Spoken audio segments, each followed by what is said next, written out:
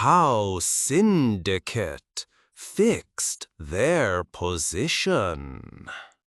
প্রিয় ভাই আর বোনেরা আমার, আমি আপনাদের বলদ বানানো কুতকুত বাবা মেশরাফি। আপনারা জানেন আমি একজন বিশিষ্ট বিরানি যোদ্ধা, থুক্কু মুক্তিযোদ্ধা। আমি কুতকুত করে অনেক বছর কমেডি ক্রিকেট খেলেছি।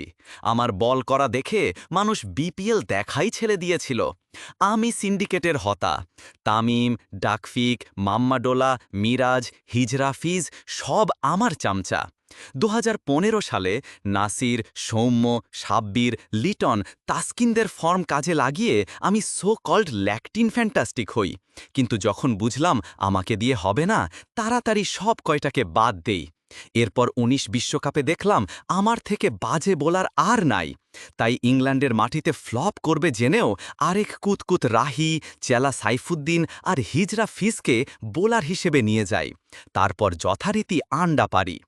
যদিও সব দোষ বাকিদের ওপর ফেলেন আপনাদের মতো বলদরা, কিন্তু আসল নাটের গরু, থুক্কু গুরু তো আমি। হা হা হা হা। এরপর যখন আমাকে বাদ দেয়, আমি অনেক নাটক করি, সাংবাদিক ভাড়া করা শুরু করি, আজিমের মতো ছাগলদের ওঠাই, টিমে সমস্যা তৈরি করি। কিন্তু আজ সব অতীত, আমি আজীবন খেলতে চাই। উহুহুহুহু। আপনারা আবার আন্দোলন শুরু করুন। এত সস্তা আবেগ দিলাম, এখন একটু ইমোশনাল হয়ে যান, কারণ আমি জানি আপনারা সব হলেন বলদ নাম্বার 1। আমরা দুই ভাইয়েরা ভাই কখনোই এত বছর দলে থাকার মতো যোগ্য না।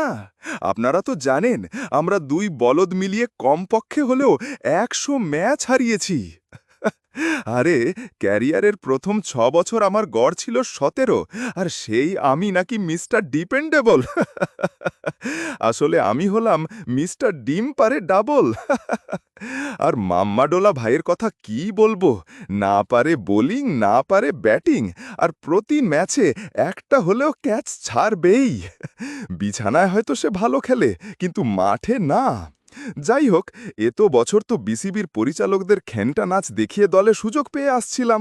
কখন ক্যাপ্টেনদের পা চেটে বাজার করে দিয়ে, কিংবা ক্যাপ্টেনের ভাইকে সাপ্লাই দিয়ে দলে সুযোগ পেতাম। এরপর কখন নিজেরাই ক্যাপ্টেন হয়ে যেতাম, কখনো আবার সিন্ডিকেট করে দলে থাকতাম। কি আর বলবো, যত নষ্টের গোড়া তো আমরাই।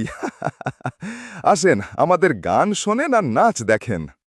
ওরে দোলা রে দোলা রে দোল, মাম্মা ডোল, মাম্মা ডোল, মাম্মা ডোল। না পারি ব্যাটিং, নাহি করি বোলিং, মাম্মা ডোল, মাম্মা ডোল। চাটবো সবকো, দেখাবো নাচ, জাতীয় খেলবো আজীবন, মাম্মা ডোল, মাম্মা ডোল। জাতীয় খেলবো আজীবন, মাম্মা ডোল। সব চাটাদের এক বাল, আমি হলাম ভাতিজা চাটের বাল। থক্কু থক্কু, ভাতিজা এক বাল। আর আমার কথা কি বলবো, চাচা ফুপার জোরে জাতীয় দলে সুযোগ। এরপর কিছু ম্যাগি নুডলসের মতো ইনিংস খেলে কিছু নাম হলো। তারপর শুরু করলাম সবার সাথে ঝামেলা। বিজনেস ক্লাস না দিলে বিমানে যাব না। ক্যাপ্টেনের বিজনেস ক্লাসে নিজে চলতাম। লুলা মেশরাফি সিন্ডিকেটে যোগ দিয়ে সদস্য বাড়ালাম, তাই লুলাফিও কিছু বলতে পারত না। আর কি বলবো, বিশ্বকাপে আমার মতো ফ্লপস্টার আর কেউ কি আছে? নাই রে নাই। প্রতি বিশ্বকাপে অশ্বডিম্ব পারছি। আবার সাকিব নেয় নাই বলে সে কি কান্না, হাহা। অথচ নিজেই সাকিবের পিছে লাগছিলাম 19 বিশ্বকাপে। তাই তো আগে থেকেই অনেক সাংবাদিক পোষা শুরু করছিলাম। আজিম, নোমান, অমিত সব তো আমার পোষা কুত্তা। চাচার জোর আর ফুপার জোর, সাথে চাটার জোর, কি বলে? আমার থেকে শিখবেন, বুঝছেন? হা হা হা।